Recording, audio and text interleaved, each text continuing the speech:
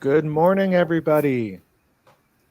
We are live on the interwebs. Welcome, everybody, to the Ask an Archaeologist panel with Tadaima, a virtual community pilgrimage. I'm Koji Lao Zhao, and I'm joined today by an esteemed panel of 5 fantastic archaeologists who will talk about their work today and answer your questions about some of the work we've all been engaging in with archaeology at sites of Japanese American incarceration. So just to introduce myself, I'm a graduate student at Stanford University. I've been working at the Gila River incarceration camp for the past 6 years, where my own family was incarcerated during World War II, and working with the Gila River Indian Community Reservation Cultural Resource Management Program to document and identify many of the archaeological features that are associated with the camp. We've been working on recording gardens and ponds, and I'm happy to talk about that later in the panel, but it's been a really great experience being able to do this kind of research on a place that has so many meanings for so many people, both in the Japanese American community and in the Gila River Indian community.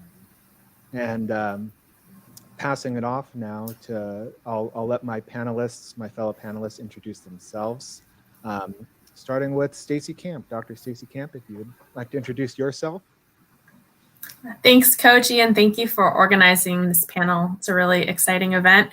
I'm Stacy Camp. I'm an associate professor of anthropology at Michigan State University. Here I also direct the MSU Campus Archaeology program. And before I was here, I've only been here 3 years. I was at the University of Idaho for 9 years, and I conducted a research project on the Kooskia internment camp, a World War II Japanese American incarceration site for predominantly Issei male population. And that project has been funded now 4 times by the National Park Service's Japanese American Confinement Sites Grant Program. And we have 3 more years of funding that we received this year to create a digital platform to share the stories of the men who are incarcerated at Kooskia, as well as the people who are incarcerated at Minidoka as well. Thank you, Stacy. And next, Dr. Bonnie Clark. Hi, I'm Dr. Bonnie Clark. I am a professor in the anthropology department at the University of Denver. And this year would have been my 15th pilgrimage to Amache. I've been going since 2006, which was when Amache became a National Historic Landmark. And that was when I started doing the community consultation for what would become the DU Amache project.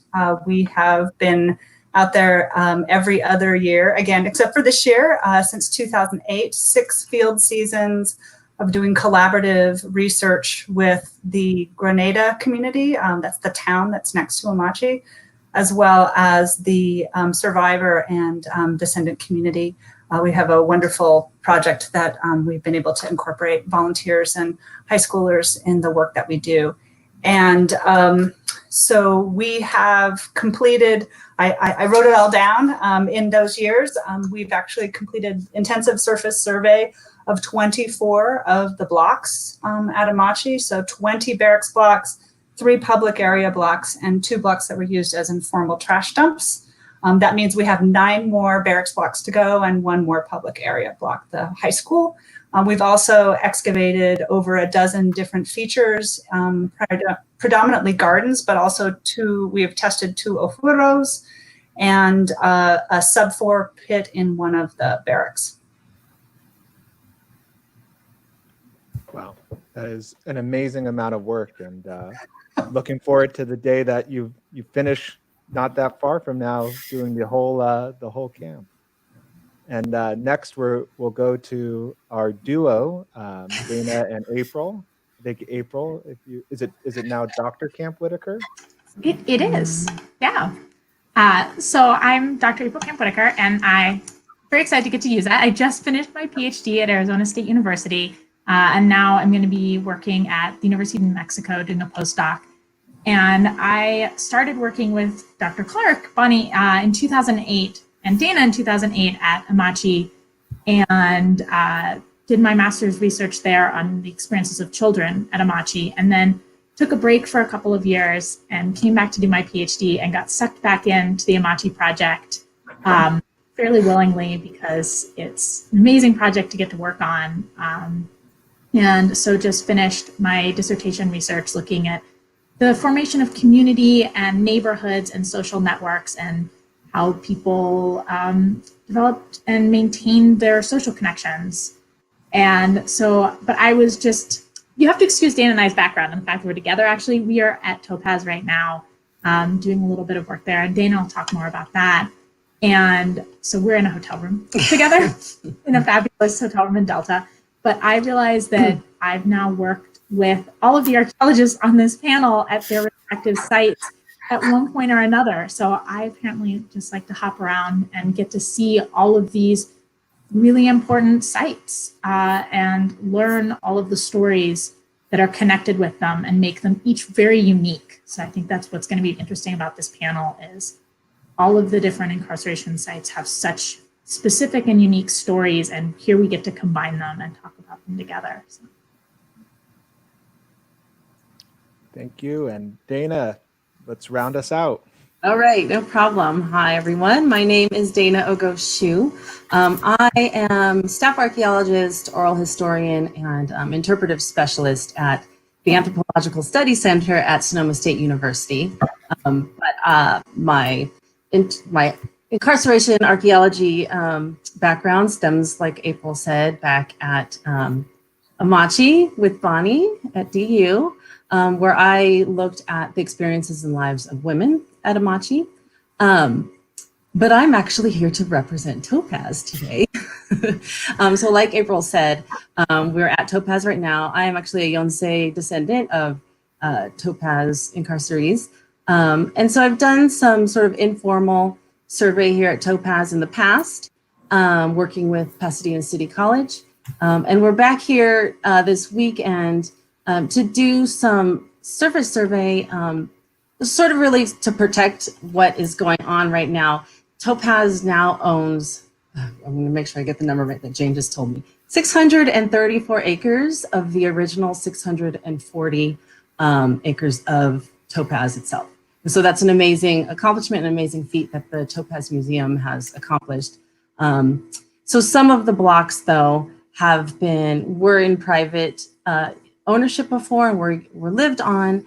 And so, for better terms, they're a little bit trashed right now. And there are things like abandoned trailers and other large pieces of, structures there that are going to have to be moved off, and that's going to require heavy machinery. And so we're here ahead of the heavy machinery to make sure that we record and protect what archaeology is left and sort of clear a safe path for these machines to come in and clean up these blocks. And so that's what we're here doing this weekend. That's amazing. That's it's so amazing to hear about new work at Topaz. I know, Dana, you've been wanting to get out there to work for quite some time, haven't you? Yes. Yeah, so the last time this Topaz was formally surveyed was, I think, back in 2002, when they only owned 417 of the acres. So there's a sort of a whole lot that still needs to be covered. And we're just literally scratching the surface here and just trying to get in before the machinery. So. That's great. So for those of you tuning in, you could feel free to ask questions. We'll collect questions from the YouTube page or wherever you're watching it in, and we'll try to answer them throughout the next hour as we continue our discussions. We want to make sure you're a part of it. And you can ask us any questions about both the sites we work at or about archaeology in general, and how it might intersect with this incarceration camp history. So I'll get us started off with just some questions. For all of you, some of you have gone over this a little bit, but how did you get started in archaeology, and how did you sort of get started in archaeology of the campsites that you work at? You can open that to the floor if anybody wants to jump in. Well, I will. I probably Actually, I think I've probably done archaeology longer than all the rest of you guys. So actually, I did archaeology 30 years ago and not very far from Topaz. So I learned to do archaeology working on a pipeline. So, and doing the kind of work that Dana and April are doing to do archaeology ahead of site disturbance. And so that training has actually served me really well at Amache, because some of these features that we've looked at and the areas that we've worked on are ahead of site improvements. So to make sure that when buildings went back, or again, especially as the machinery comes in to bring these in, that they're not, disturbing important physical remains of the life in the camp. So, my interest in Amache really came about because I encountered, as I was moving back to Colorado to take my position at the University of Denver, a survey that had been actually paid for by Amache survivors and had been done by a cultural resources firm, and they had done work at a pretty typical level that you get for those kinds of studies. So it was a 15-meter interval between the surveyors. So they did find a lot, but there was a lot that they didn't see because, they spent a month out there and we've spent, 6 months out there. And so we just in a much more intensive level. But that work that they did really laid the groundwork first for it becoming a National Historic Landmark, and also for our interest in getting involved. And so that's kind of how I shifted into this site, and really thinking a lot about, as a professor, what an incredible experience to be able to have students do work at a site that was so important, and where their work would matter, because Amache is actually owned by the town of Grenada. And so they don't have a lot of money. It's very grassroots. And the labor that my students do is super important in terms of being able to preserve the site. No, I think that's amazing. I think the community work there has really been a hallmark of this long-term project you've done. You've said you've worked there this would have been your 15th year. Is that right, Bonnie? Mm-hmm. And how typical is that in archaeology for people to work on these sort of long, over a decade projects? It's not very typical. I think it's certainly not typical in the kind of the world of, archaeology that's done because of preservation law, where people kind of have to move and follow sites. So it's really a luxury that being at a university has allowed me to do. And I have to say, I didn't envision that I would be continuing to do this for this long, but the project has so much community support, and because we work with, one of the smartest things that I ever did was to reach out to kids who are in high school, who are the grandchildren of survivors, and have them come and work with us. And so that possibility brings their parents and their grandparents, and it makes them interested. And so at our last community open house day, I met a little girl who was about 3, and her mom said, well, when she's ready, she can come and work with you guys. I thought, oh, well, I guess we better still be doing archaeology in another 10 years. Mm-hmm. So, and it was a little bit of so my funding has primarily come from the state of Colorado. So I do need to give a nod out to the State Historical Fund. And this kind of to fund a project over and over and over again is not their norm, right? There's sort of an idea that you start a project and then you end it. And one of the things we've been able to really talk about is how doing archaeology in a community way creates this sort of communities of memory. It allows openings for us to talk about and to find out more. And so my thought is, so long as people want to come, we should keep doing it. And so that makes it a very different kind of project than I think a whole lot of archaeology projects, which is like, I had a research question, that research question is answered, and now I move on. Mm-hmm. And I see we do have some questions coming into the chat, but before we get to those, I know Dana and April, you both started working with Bonnie at Amache, but I wanted to give a chance. Stacy, how did you start getting involved with the archaeology at Kooskia? So I started out my career doing the archaeology, historical archaeology in Ireland on people that were impacted by British colonization. And I worked with Chuck Worcester. That was my first field project, I think 20 years now ago to this year. And since then, I've been really interested in how communities, living communities, present day communities are impacted by archaeology. Chuck Worcester, the professor on the project, had really engaged the community and made them a part of it, and started with their research questions and then kind of moved forward and proceeded with his research based on those.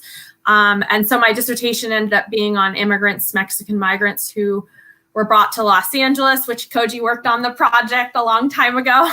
It seems like a long time ago now. And then I was also working on a project related to Chinese migrants coming to the United States. So I got hired at the University of Idaho in 2007, which seems like just yesterday.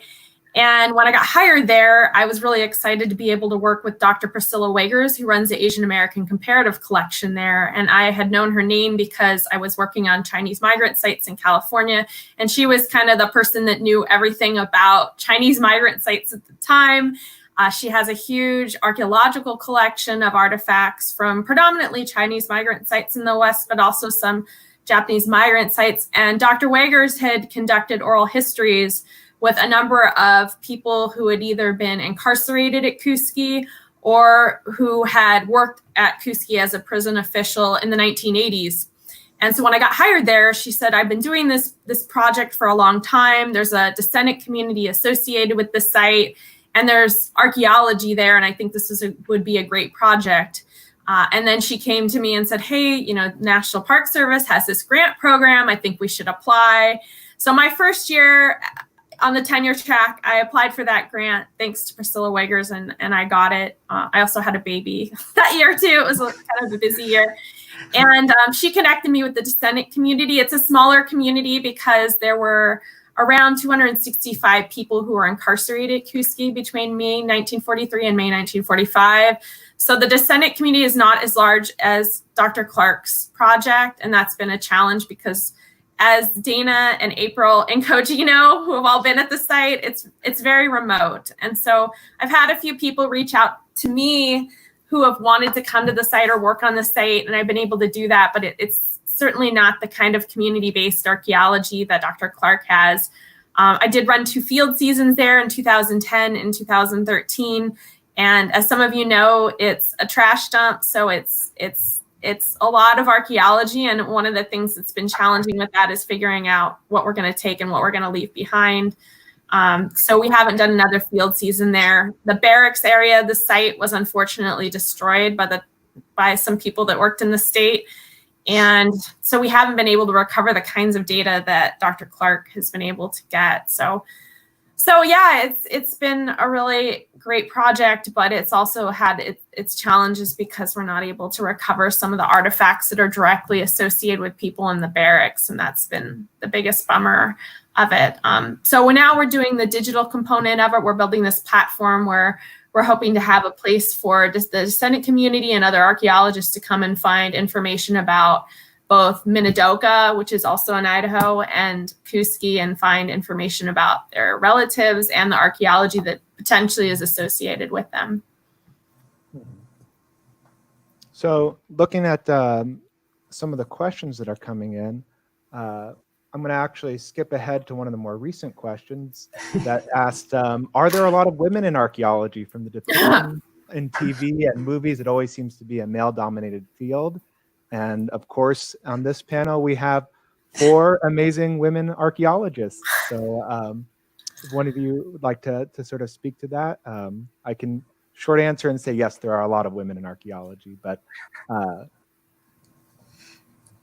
Well, also a recent survey for the Society for American Archaeology, which is one that all of us belong to and that most professional archaeologists belong to, is that especially among younger archaeologists, that there are more female than male archaeologists. And then as you get older, that line switches. So But I feel really lucky that I have had female mentors in archaeology from the beginning and have always really supported in the field.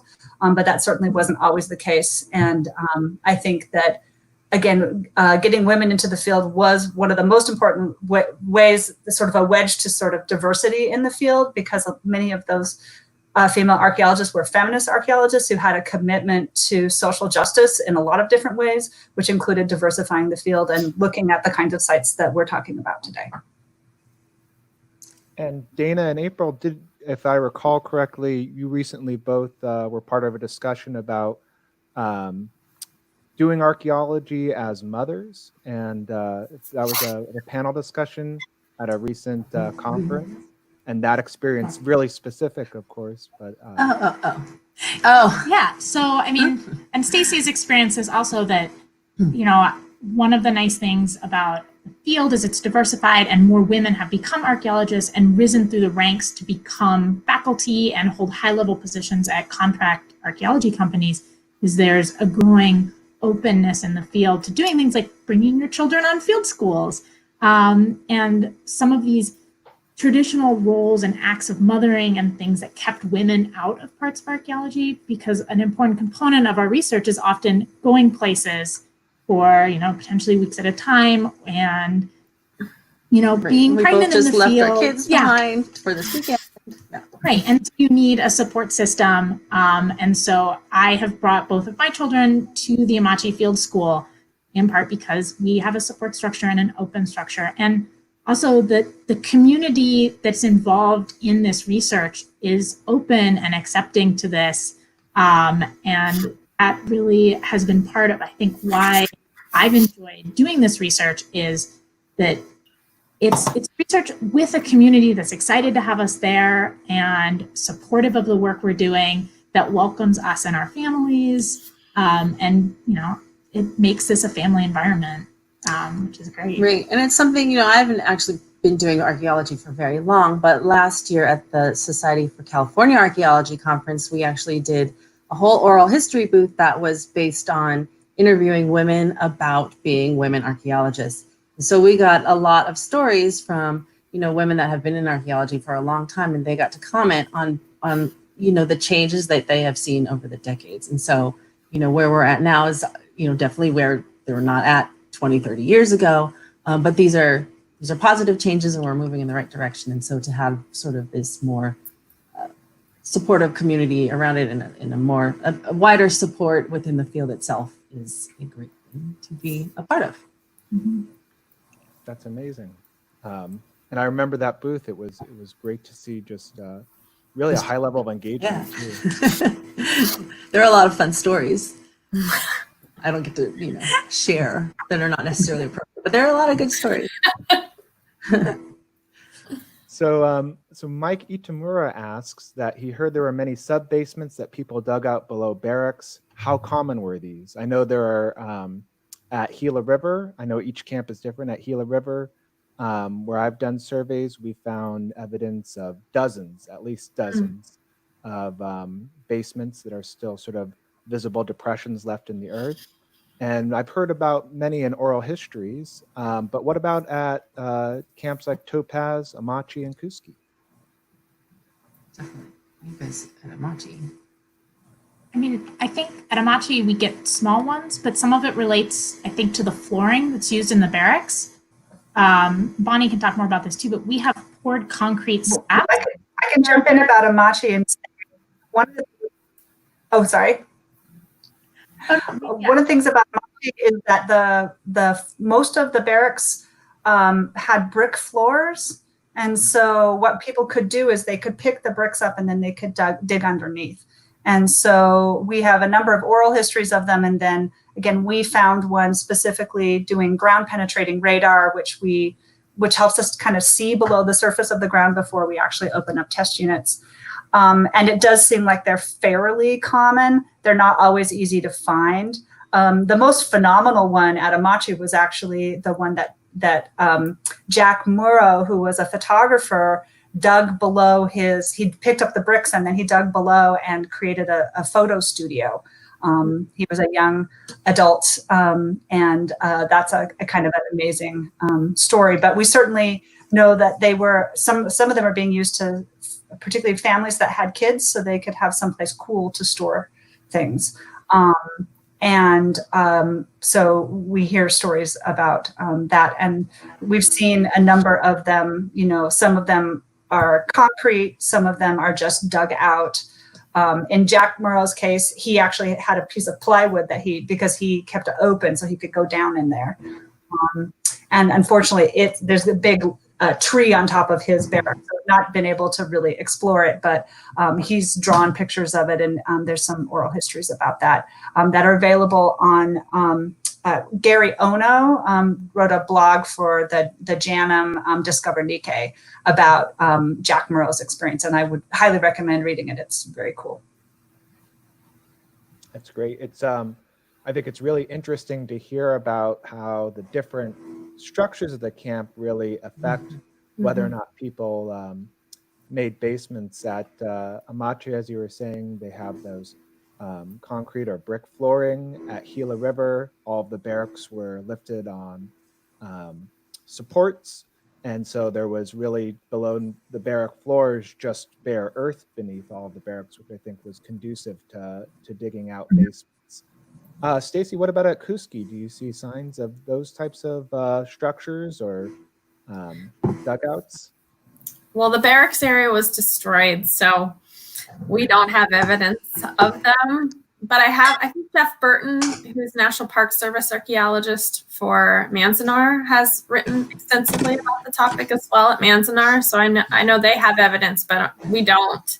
I don't know if people would have done that there because of the environment. It was very cool there. It's generally pretty temperate throughout the whole year. And there was a lot of open space there. For those of you who don't know, Kooskia didn't have any barbed wire fences around it. And so people were allowed to explore the environment there in a way that they weren't in other incarceration sites. Yes, and thanks for reminding me. As many of you may have seen, Anna Tamura, who has also done some work at Manzanar, was supposed to join us today, but unfortunately couldn't. There were some logistical reasons. And so if you're wondering why there are only 5 people on the panel instead of 6, hopefully we'll be able to reconnect with Anna at a future time. But that's right. I believe they excavated out a basement at Manzanar. They have a great report and some images of that.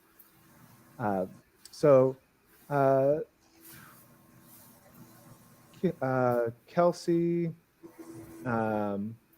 Larson asks what the most exciting, significant, and meaningful discovery at camp you've made has been. So if anybody wants to tackle that, I know that's always a big question in archaeology. The most exciting or significant thing you found. Well, this just jumps to my mind because I was recently talking about it with somebody else, and it wasn't even my discovery or anything, but I just think it's a great story. And this is also Gary Ono's, and it would point you to another article he wrote, but it's just so poignant and touching. Gary Ono was a volunteer the first year of the Amache Field School in 2008, and he was a child at Amache, and we were in his block, right? Is that right? We were in his block, and his dad had come early to be a part of sort of a team of people that came early, team of incarcerees that came early to basically help build their own barracks and things like that. And he was walking, it was in the latrine, if I'm correct, right? And it was a concrete foundation that was left there that whoever was working on it had signed their names. And Gary walked by and he instantly recognized and noticed his father's signature, because his father had a very unique sort of very easy to spot way of signing his S. And so that just immediately connected him to his, like directly to his, you know, his history and his family and his past right there. This tangible thing that his father actually built, helped build and touched and like left his mark on. So I don't know, to me, that's still one of the most sort of like just powerful and poignant moments of truly bridging and connecting the past and using archaeology to connect people and stories and the present with the past. And Gary did write for Discover Nikkei an article about that as well. And I would encourage anybody to read that as well. That's just what that popped into my head. Sorry. No, that's amazing. I think that really highlights how personal I think a lot of the connections are at camp, and these sort of community-based projects that all of you and all of us have been sort of engaging in our archaeology practice, that some things that may have certain meanings to archaeologists, when community members are brought in and involved in the process from the ground up, it really allows for a whole new level of meaning to take place, and seeing places that are connected to them in really personal and intimate ways. I know at Gila River, I think one of the most striking things that I've seen there is that a pond is a child's footprint in the concrete, which these inscriptions like Ono's that people left, the literal inscriptions into the concrete, are just such powerful reminders of those personal connections to the landscape that we can still find. So that's been a really meaningful part of the process. John L. asks how technology has improved your success in finding and preserving artifacts. I know Amache has done a lot with lots of different types of technology, in fact, through GPR to drones to other types of scientific explorations. So yeah, how has technology improved over the work you've all been doing at your sites? Go ahead, April. I think technology and archaeologists are really leveraging technology across our fields to try to think about how we can learn more about our sites.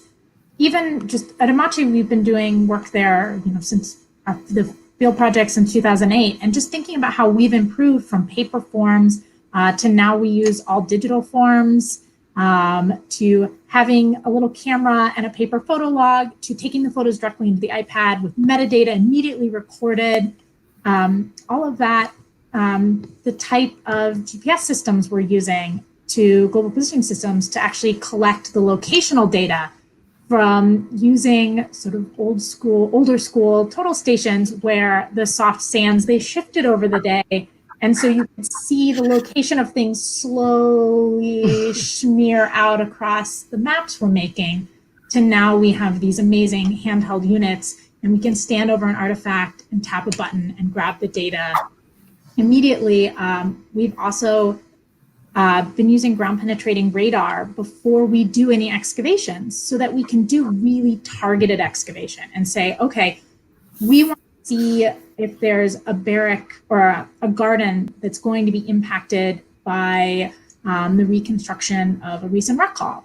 And so we did ground penetrating radar and then did targeted excavations to see what's happening. And we've also been using a lot of things like aerial photography to think about the location of different types of landscape features by doing analysis of topographic changes and elevation changes. So I think archaeologists are really thinking through how we can use all this new technology and leveraging at these sites. I know Bonnie can talk even more about it, but at Amache, I think we've done a lot, and we've seen a lot of changes and reanalysis even of the work we've done in the past. Sort of saying, okay, now we have this new technology. Can we relook at things in new ways and reanalyze this data? Even using things like an XRF to look at where obsidian that we found at the site has been found. So there's all of these different ways. April, for those who are unfamiliar, what is XRF? I'll jump in because I was the one who did that analysis. Yes. So XRF is X-ray fluorescence, and it is it's an instrument that uses X-rays to temporarily destabilize materials, and then when it restabilizes, it gives off a signal a spectrum that is specific to the materials the elements out of which it's made. And so primarily we've actually used it at Amache to non-destructively analyze metals, because one of the things is that there's so much rationing of metals during the war. And so one of the things we've been able to do is conclusively talk about the things that people in the small amount of materials that they could take with them when they were forced from their homes. We can start to talk about what are some of those choices and what are people bringing, because we find a lot of items where the alloys, the metals out of which things are made, were not available during the war. And so that has been really helpful, especially in thinking about the really importance, back to kind of April's work, of toys. Many of the things that we find that predate the war are toys. And so these are among the things that children are either bringing with them or that their parents are making room in that small amount that they have, that they are allotting some of that space to their kids. So that's been exciting. And then this one, we find obsidian at Amache, and there are these big chunks of obsidian, we don't get obsidian like that in Colorado.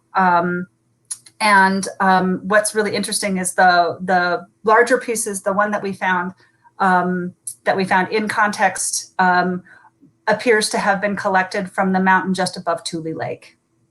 And a number of the people from Tule, after the loyalty oath fiasco, a number of the people from Tule came to Amache.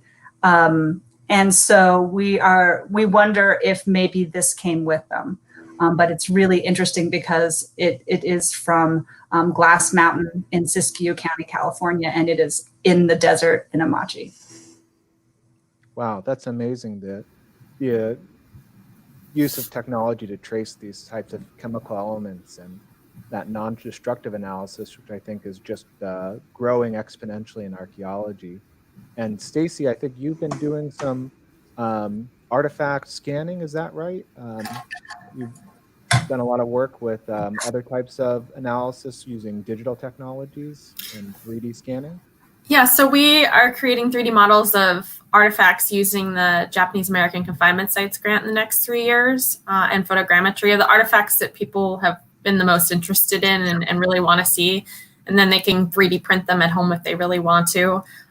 So that's something we want to do. We also want to create portable museum kits with some of these artifacts, educational kits, so that people can actually hold some of the things that we've found at the Kooskia internment camp. We've also done GPR, but April helped with that. So she's the expert on it, like way beyond, I don't know a lot about it. So we found out that part of the site was destroyed, but I think we figured that out both with GPR and archaeology. So if I was still doing dig there, we definitely would be moving towards digital. That's what we do on campus archaeology. Everything, as April said, has changed dramatically in archaeology. Everything, methods, anything. We think a lot more about where we're going to dig and how we're going to dig and how we're going to document things, which has been really exciting for me at this point in my career. Mm-hmm. Wow. Moving back to some questions we're getting from, let's see. Mitch Hama asked to Dana and April, have you found an object in Amache that has led to meeting the internee or descendant to discuss the object? Well, no. No, go ahead. No, I don't know what. No, I don't have. No. Oh, sorry, my computer just went to.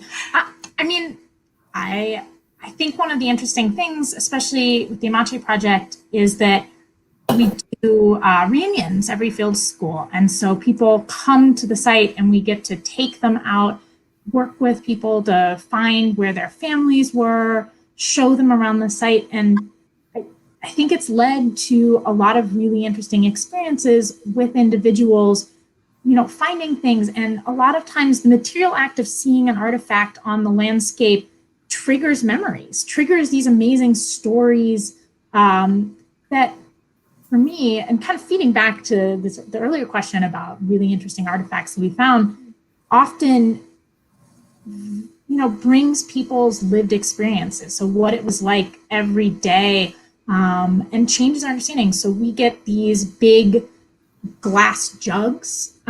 Think like Carlo Rossi cheap wine style glass jug, the lug handle, the little circular handle. And you're talking to someone, he's like, oh, at Amache, there's one central water source for each of the blocks, which is at the bathhouse. And the gentleman was like, oh, we used those jugs to carry water to our barracks. And they were really important because it was the easiest way to have drinking water and washing water. And so those simple artifacts that we see all the time, all of a sudden have this additional meaning to them. And I think that those interactions and kind of connections with people on the site during these opportunities are really important. And some of the mystery objects, I Yes. think, have provided sort of that great way to sort of work with the community and like brainstorm together, because there are a whole bunch of artifacts at Amache, and I know Bonnie can talk way more about this, where people have been modifying things, like punching holes in tin cans and using them as strainers and things like that. And there's certain things that have been modified and we just have no idea like what the function was. And so they're, these mystery objects, and it's always sort of proposed to the community when they come and visit, like, do you have any idea of what this is or what this could be? Is this familiar at all? And so that really helps engage the community, and it helps them start like thinking like an archaeologist too, or like trying to like, wrap their brain around it and solve the mystery. And so I think, objects like that, less personal, but like bringing people in a different sort of way and engaging them in a different way. It's always fun. Yeah. Koji, if I could just add one thing, I had never met someone who lived at a site I dug at until I visited Amache, and I met a former incarceree, Anita, and watched her dig her former barrack. It was a really unusual experience, very moving experience. And so archaeologists don't get that opportunity. It's really rare, and that's what makes Amache so unique. Definitely. I think that's really highlights some of both the some of what archaeology brings to the history of the camps, but also what history of the camps is bringing to the discipline of archaeology, or these community-based projects that really add a very different engagement than I think a lot of sites are capable of because of temporal distance, or also capable of because these long-term projects just sort of sustain a level of engagement that's really not available, as Bonnie was saying earlier. It's really unique, and I think is really a beautiful part of the work that's happening. And sort of combining a couple of questions from Mike Itamura and John Tonai. Mike asks, what parts of the camps do you focus on? Barrack school areas, cemetery areas, admin areas, and trash dumps? And I think John's question, which sort of dovetails with this, is are there elements in areas of the camps that you feel are most threatened with destruction, which I think often is how discussions on where to look at the camps start. I think that's an early question in the phase of a lot of archaeological projects. So if you want to talk about the parts you've looked at so far, and yeah. Well, I'll say that one of the things that we've really tried to do is to, and partly it was in talking to and getting to know the local community, was to find out what were the kinds of things that maybe were disappearing from the camp. And so one of the things that we know that people are drawn to, and it makes sense that they're beautiful, they jump out at you, are the Japanese ceramics. And they're really important because they're, again, among the things that people brought with them. And so they are basically the only artifact class that we collect all of them. So when we find them on site, we document where they are, and we do collect them because we want them to be able to be studied later on. We want families to have access to them. But for the most part, almost everything we find out there, we document it when we do surface survey, we document it in place and then we leave it. And because we think it's really important that people understand this as a town of 10,000 people, and that it have that. And the more that we've been out there and working with the community, I mean, the Grenada community also keeps an eye on this site, and they, and one of the things that, so this last, in 2018, we went and resurveyed a block that we surveyed in 2008. It's one of the first of the barracks blocks that you hit when you go to Amache. And almost, I think every important artifact that we left was still there. And so so that's, you know, our collection strategy has really been about sort of understanding that, and then also trying to continue to encourage local, just, you know, mentorship, and they really are, they do keep a good eye on it. And so, but we have focused primarily on barracks blocks at Amache because what, you know, basically with a survivor community to work with, this to me is the most important part. So we could be working in the administrative area. We could be working where the MPs are. We could be working where the ranches are, and hopefully someday that work can happen. But so long as we have survivors to work with, we prioritize those barracks blocks, and then the blocks where other important things happen, like we have looked at where the co-op building was and where the sumo ring was at Amache. We have worked in the area where the ball fields were and where they had Obon every year. So these important public spaces. And some of our work is definitely has been driven by the fact that there was going to be work happening at the site. So when we started in 2008, there wasn't a single reconstructed building. And now there is a reconstructed structure, but now they've reconstructed a guard tower, a water tower, a barrack, and now one of the original historic rec halls has been returned. And so we did archaeology in anticipation of each and every one of those. So that, so making sure that archaeology gets done before that happens has also been a priority for us. But then a final priority, and Dana and April can maybe speak to this a little bit, is that we have a master's program. And so we work also in the areas that are appropriate for student thesis research. And so these students come up with a research design that then we consult with the community to make sure that it's appropriate. And then that has shaped where we've looked in camp as well. And Stacy and Dana, do you want to talk a little bit about the areas you're focusing at Kooskia and Topaz, respectively? And I think, Dana, you mentioned that your work is sort of involved in where construction tractors might be going through in the future. Right. So the removal of sort of the debris and the abandoned structures that are there right now are going to require some pretty big heavy machinery, cranes and trucks and that sort of thing. And so we definitely, you know, those kinds of machines can really do some serious damage to whatever archaeology is left. So we want to make sure, you know, our goal this weekend is to basically clear a safe path or find the path that'll be the least destructive, and definitely document what is there in case anything does get destroyed, and just to find sort of the path of least resistance, so that these machines can go through while preserving as much and saving as much of the archaeology as possible.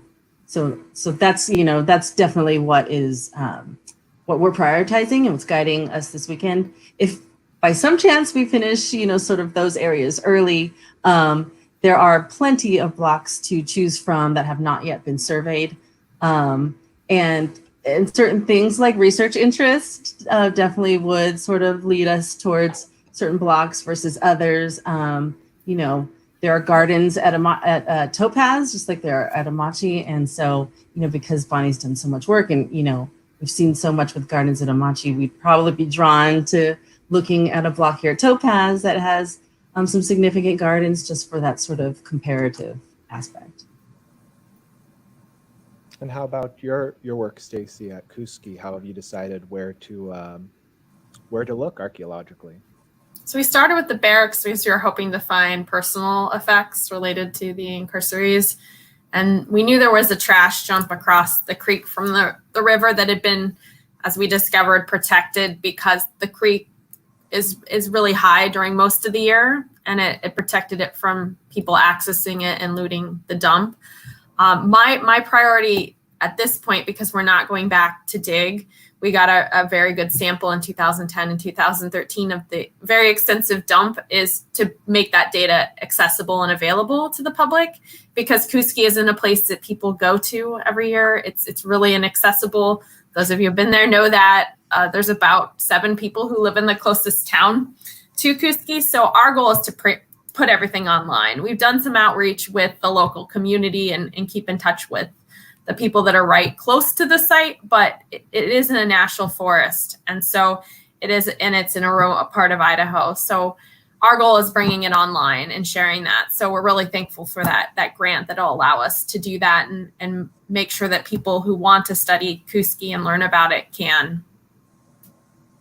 That's great. And I know going to some of the next questions, Christopher Lohman asks about recommendations of podcast films and other teaching resources. And I know, Stacy, I think your website's been put out into the comments, as well as the Denver University website for Amache put out in the comments. I'll also plug the rest of the programming for Tadaima is an excellent resource. Check out the Japanese American Memorial Pilgrimages webpage, and densho.org is also a web resource with a lot of great information. Are there any other online resources where people can find you and your work and the types of things you all are doing? I think there's a question asking for April's contact information at University of New Mexico. But yeah, where can people find more about your work and all of the things that you folks are doing? Well, I'll put a little plug in for the fact that April is one of the hosts of the Archaeology Podcast Network. And they, I know we did a podcast, I did a podcast with April for that years ago, but there's a lot of good work about, for people who are interested in various different aspects of archaeology through that, if you're a fan of podcasts. If people want to go to the DU Amache website, we have lots and lots of resources there, including not just for undergrads. I mean, there's definitely articles there that would be appropriate for that, but we actually created a little curriculum. I was inspired by folks who were teaching their kids at home. And we have a middle school oriented activity for kids to do, understand the archaeology of gardens. And so to take the information that we got from one of the Amache gardens, and particularly the pollen data. So to say, here's the pollen and so how would you reconstruct this garden given what we found in terms of the concrete and the gravel, but then here's some of the plants. And so that kids can use their imagination to recreate an Amache Barrett garden based on the archaeology. And so that's available on our website. Great. Natasha Varner asks, I think, one of my favorite questions, which is, what kinds of things can archaeology tell us about the camp experience that's not reflected in oral histories and other documentation? Which I know there's probably 100 answers to this question. But from your experience so far in your work, what has archaeology really added that's unique, that we haven't been able to find in the archives and through oral histories? I can go first.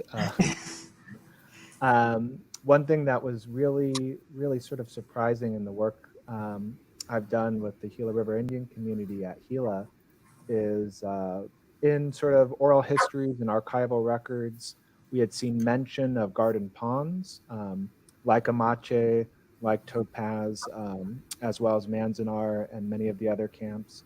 There were gardens at Gila, and we knew about maybe there were a dozen or so that people sort of remembered and recounted specifically. But after we did a complete survey of the both camps at Gila River, Butte Camp and Canal Camp, we found over 230 garden ponds, which was just a number that we were sort of shocked by the density, how many there were. And I think that's something that those types of details and textures really aren't always present or apparent in the archives, in the historical record, or even in people's memories, as well as many of the mundane aspects of camp life. People tend to skip over because they don't think they're important. But I think archaeology has shown that these types of everyday activities are extremely important, and capturing that information has been a large part of the focus at all of these sites that we've worked on, and I know at Manzanar as well. Um, any other experiences or things that sort of pop out in your minds?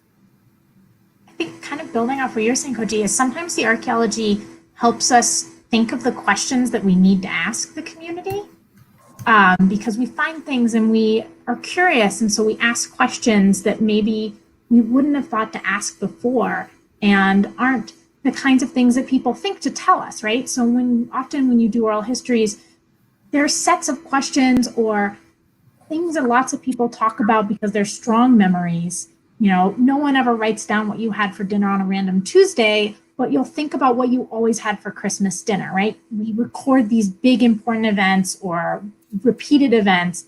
And so the archaeology gets us to ask what you ate for Tuesday's dinner, and those more specific, minute details. And so I think they play with each other and they build on each other to help us create a really robust, detailed, and really tangible story for people. Yeah, I also have to, I think that, and this is particularly in the work that we've done in our detailed excavation of the gardens, is just the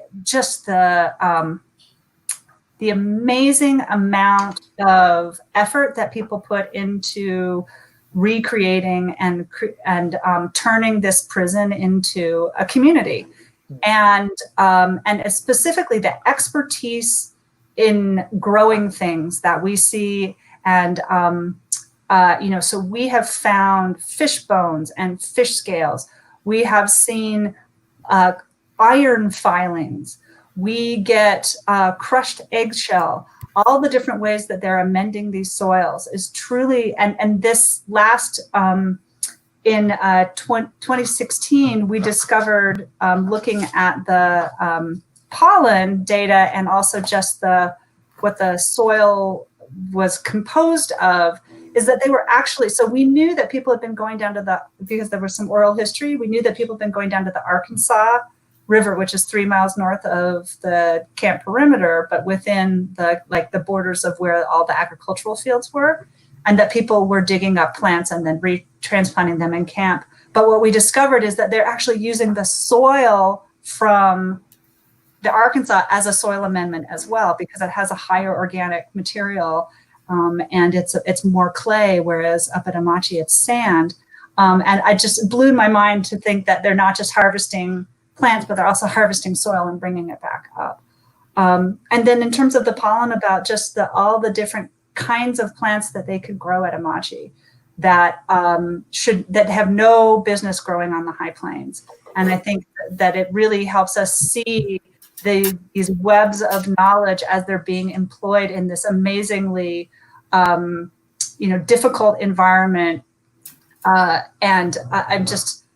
These were some just really amazing gardeners, and that testimony to their skill is still there. But these are, again, stories of the Ise that I can't ask these folks how they amended their gardens. And I've definitely talked to folks who were kids, and some of them remember helping with the gardens. But that body of knowledge, it remains in the soil. I think that's a really great point, especially about many of the features that we look at were constructed by the Ise, many of which who did not leave behind oral histories or testimonies necessarily that we can sort of speak to. And the practice of archaeology has really helped with engaging in some of the activities that I think that generation in particular, the Ise, were involved in. Sort of combining another two questions, Thomas Kurihara asks, are botanists involved in research plants through catalogs planted at Amache and other camps? And Elliot 10 asks, what are living conditions like in the field, which I think speaks to really the question of what's the environment like, and as we go out into these projects, what's it actually like on the ground when we're working at these camps? Well, and I don't know, Koji, I think you've mostly done surface work, and so you're not doing excavations. But I know that you might have some plants that are involved. I consult with an archaeobotanist. And so one of the things that we do is we gather a bunch of the soil when we do our tests, and we do something called flotation, and it makes all the organic materials float to the top. And so we pull all those off. And I've worked with an archaeobotanist. I've had the same archaeobotanist the whole time. He specializes in the archaeology of gardens and has worked in Japan and historic sites all over the US. And so he's a great resource in terms of helping us understand what is being grown there. And so I also do a lot of taking pictures of the wild plants, and I show up with all my plant books to try to make sure that we understand what's growing there now. And so, the work of a botanist and also a palynologist, so someone who specifically looks at pollen, has been really super important for this work. That's great. I know at Gila River, I've been working for a long time with one of the archaeologists at the Cultural Resource Management program there, Wesley Miles, and both being an archaeologist who's worked in the area for a long time and a local community member, he's been really insightful in being able to point out plants that you don't normally see in the landscape on the Gila River community land, and or things that seem sort of out of place and may have been transplanted. And that's been really an important part of the work, and just even getting an idea of what's part of the natural landscape and what may have been altered as far as plants go, and having that sort of local knowledge has been really invaluable. And when you are working at Amache, are you camping out? Are you staying in hotels? We mostly stay in, we try to find a place to stay in Grenada. There are no hotels in Grenada, but for the last few field seasons, we've been really lucky because the Amache Preservation Society, who we work a lot with, that's the high school group. And they are the main nonprofit that oversees the protection of the site.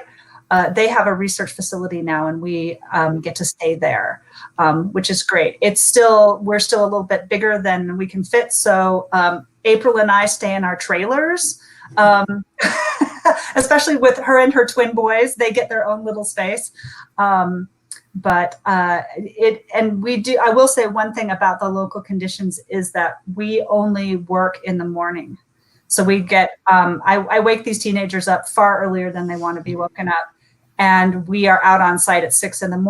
and at noon we stop with the field work, and then we come in, and then we work in the museum in the afternoon or do our field lab work, like our flotations and things, or processing artifacts, or work, again, the important work that we do in the museum. But yeah, we definitely have to accommodate for the high plains conditions. And some days we've gotten caught in all sorts of crazy storms of the kind that people from camp remember. And when that happens, you just get you go home, you get out of there because it's not safe. Yeah, I know. I think tomorrow. Oh, sorry. No, Dana, please. I was going to say that I think tomorrow, April and I might get to experience a little bit of sort of the Topaz wind. We've been warned that it's been blowing really, really badly the last few days, and it's supposed to come back tomorrow. So we'll see what that's like on the site. And, no matter what it is, it's still not even actually going to be as bad as what the incarcerees experienced, because a lot of that natural, what's out there is greasewood that's holding sort of all that sand and the soil down. But that was all gone when the internees were there. And so the dust was just going everywhere. But I imagine there's still plenty of it, even with, all of that ground cover there. So we'll let you know how that goes tomorrow. No, I think that's a great point, that as uncomfortable as our conditions are, it really has, I think, shone a lot of light onto just what the experience may have been like without the comforts of air conditioning, vehicles, without the soil coverage that there is now to sort of minimize the dust storms at these types of sites, that really the environment is in some ways quite hostile even today, and more so certainly in 1942.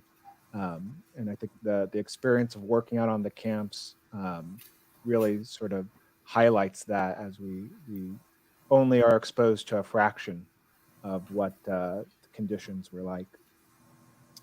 Corey Shiozaki asks, the incarcerees use tin can lids to plug the knot holes in wood to mitigate dust. Did you find a lot of those around the barracks? Have you found many tin can lids around the barracks, or types of mitigating measures? I know there's been a lot of modified artifacts to deal with desert conditions that I think many of you have spoken about in your work. Yeah, so so we get tin cans with holes, some of which may have been nailed over knot holes. We also get evidence of people using tar to try to seal cracks.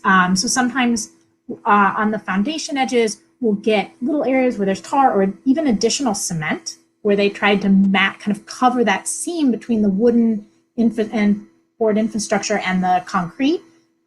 We found a great artifact that was actually a tar-soaked mop head with a bucket of tar.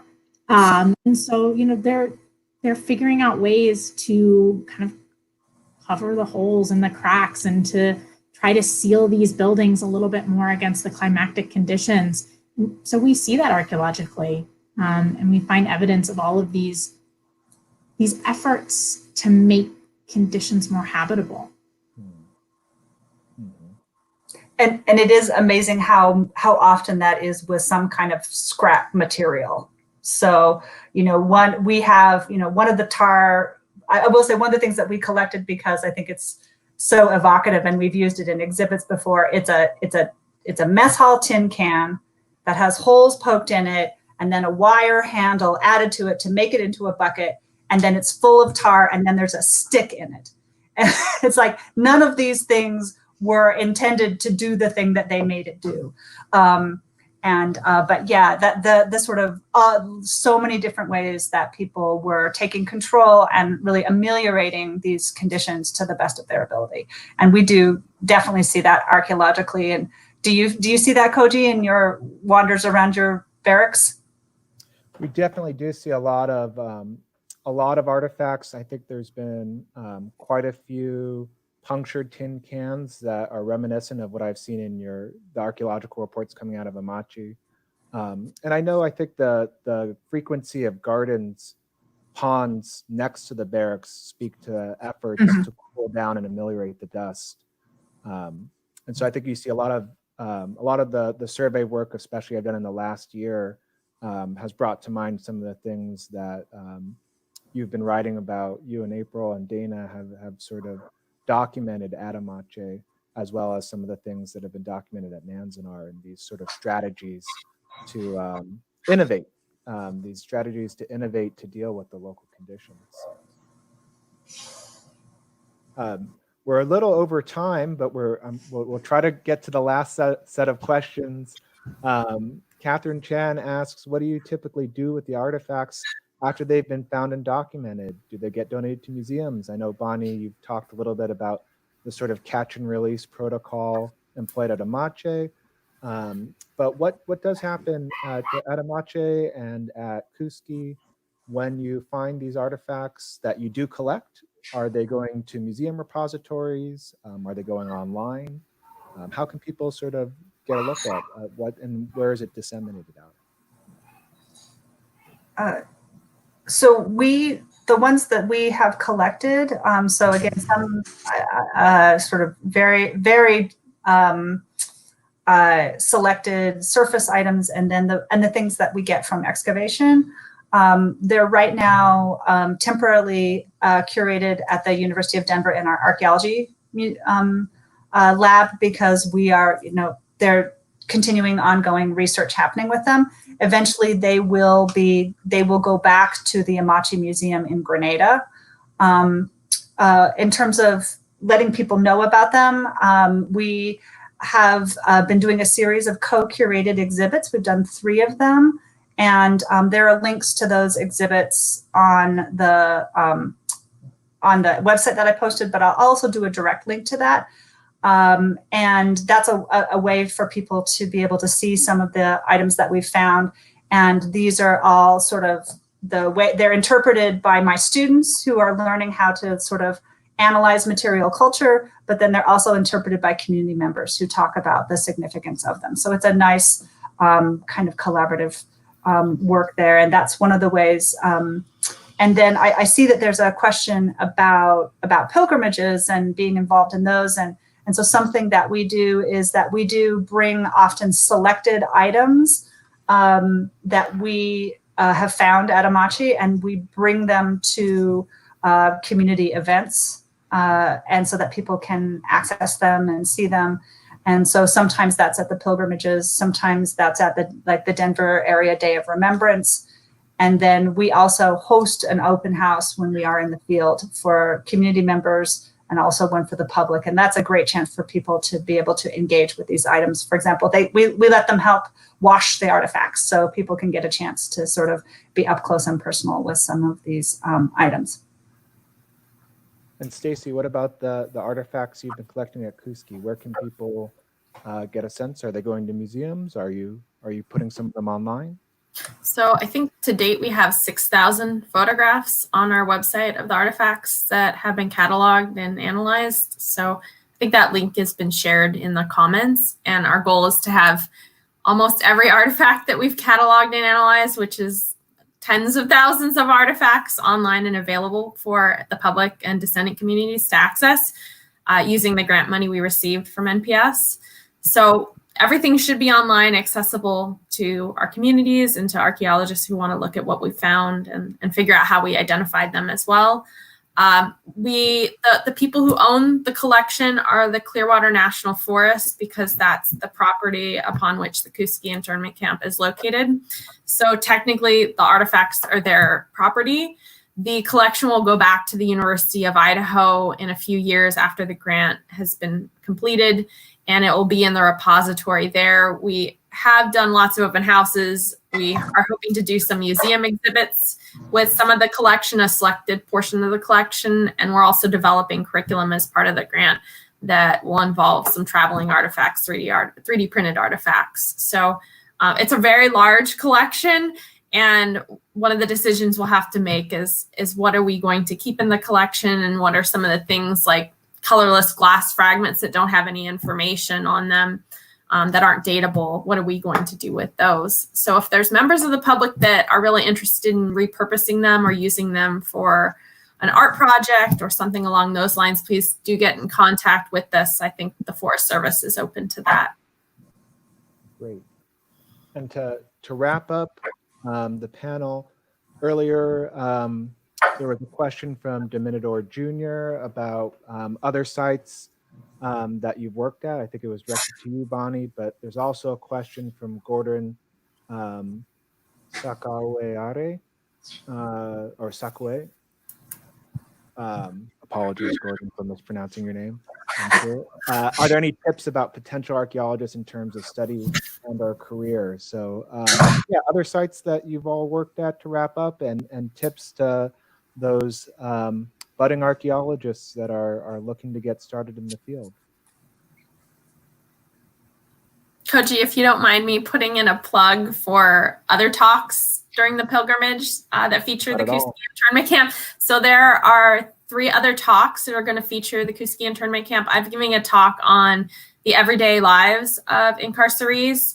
It's just a kind of quick 5 to 10 minute curator's corner talk on some of the artifacts we found. There's going to be a talk about the history of the Kooskia internment camp by Priscilla Wagers. And then there's going to be a talk about the alcohol related artifacts that have been found at Kooskia by Renee Campbell, who's working at the University of Idaho's Asian American Comparative Collection. I've been on a lot of really interesting digs, but I think probably the most transformative one was the one that Laura Ng and Barb Voss have been running between China and the United States and studying Chinese migrants movements between California and China, and seeing people connect with connect communities from California to China has been absolutely fascinating. And I was really lucky to be able to go on that project a year and a half ago. I think the future of archaeology is really bright, and these transnational projects that involve descendant communities are what really excites me. If in terms of like directions for archaeology, I think pretty much you need at least a master's degree to do any kind of in-depth archaeology, interpretive archaeology, working in the parks or Forest Service. And if you want to go into academia, you need to pursue a PhD. But that's probably for another day. So, Dana, I think your experience is really relevant here. I think you should talk about it. What experience? You mean how I got here? Okay, that's true. Yeah, so I kind of came to archaeology late in the game in life. My undergrad degree is actually in theater. That clearly didn't work out. And so I had to find a real job. And it was kind of a random, I saw people working in the field at a national park one day, and I thought, wow, what are they doing? That's really cool. Went back to Pasadena City College and took some classes on archaeology, anthropology, and I was like, this is cool, I could do this. And so I continued my studies there and eventually applied to grad school, and that's how I ended up at the University of Denver. And so my career since then, though, has definitely sort of shifted in many ways and took lots of turns. And I, currently sort of specialize more in oral history and interpretation now. But I do work so the Anthropological Studies Center at Sonoma State is a nonprofit cultural resources management organization. And so it's all contract work, right? And it's all like compliance with a lot of the state and national laws that have to do with preservation. And but because we're also associated with Sonoma State, it's sort of a pretty special place to be because we train students and they get real hands-on, real life experience.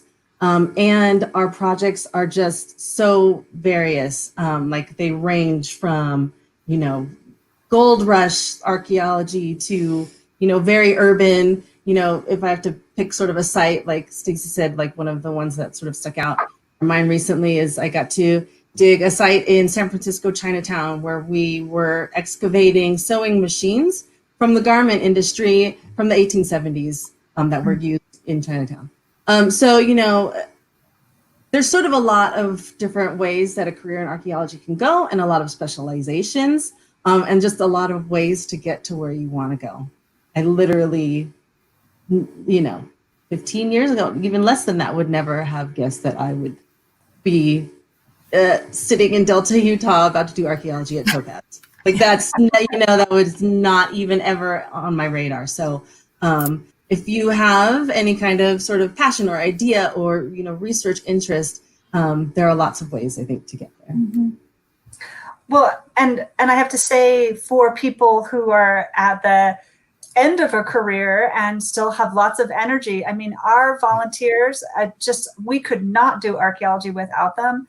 And that's not just true of all the incarceration campsites. I mean, which have, like Manzanar does a lot of work with volunteers, and but your local Forest Service could use you, and your other land managing agencies, they need people who are willing to go and monitor sites and make sure they're being protected. And so there's a lot of great community science that can be done, and there's no reason that you can't pick up archaeology at any phase in your life, whether you're 5 or 105. And to kind of build on that too, if there's some reason that you can't or don't want to work outside, like, especially right now when we're all supposed to be socially isolating. Dan and I quickly separate. But there are all of these ways to engage. So I came to archaeology partly through museums. And so a lot of archaeology is kind of digital work.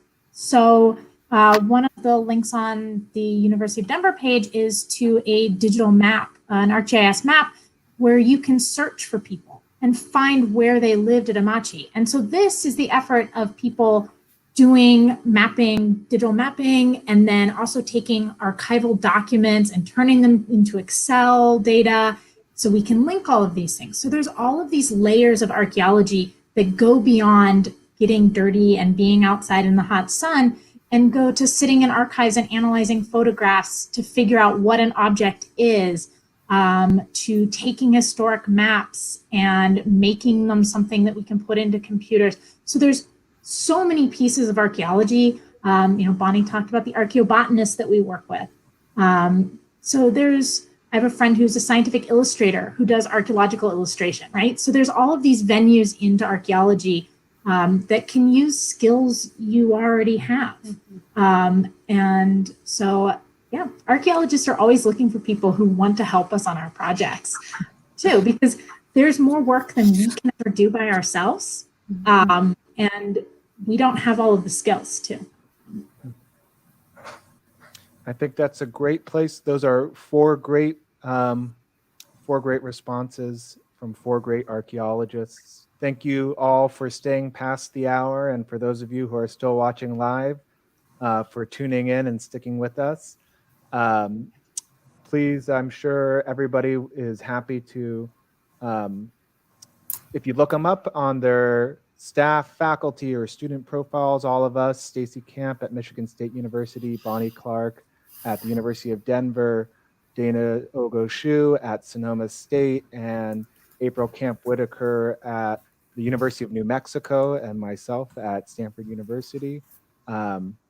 We'll be there. We do all, just looking at the question links real quick, we do all keep in pretty close contact for research and socially. And it's been a great experience working with such an esteemed group of colleagues. Thank you also to Aaron Aoyama and Kimiko Mar, who are running this in the background and have been doing such a great job to facilitate and get us going.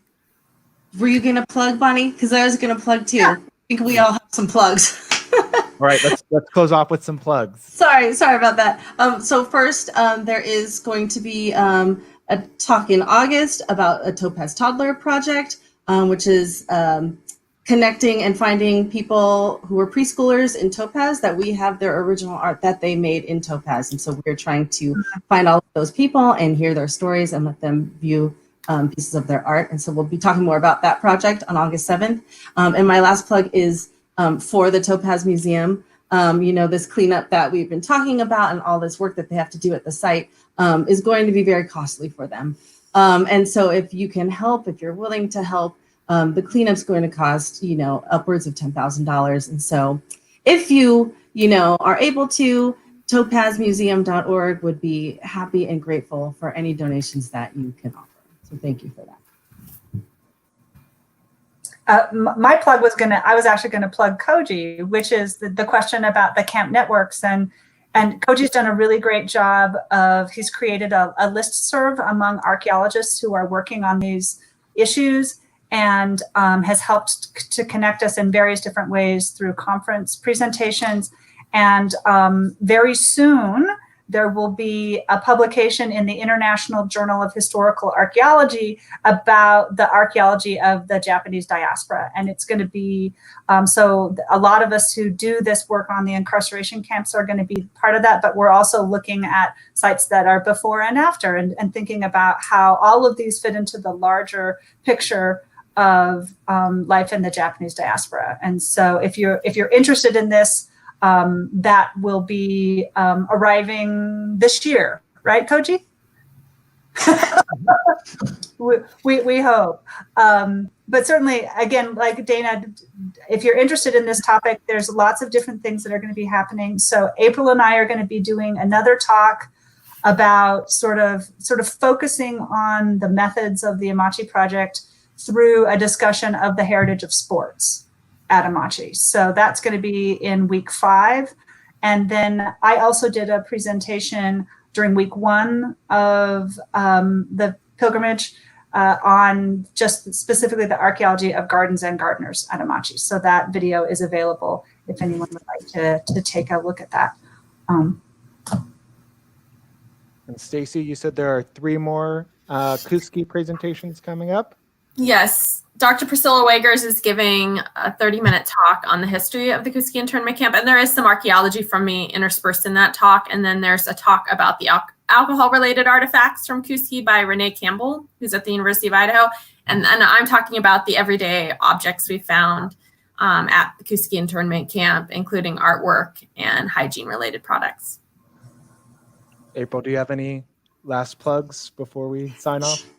Yeah, so I'm going to plug the Amache Special Resource Study. Yes.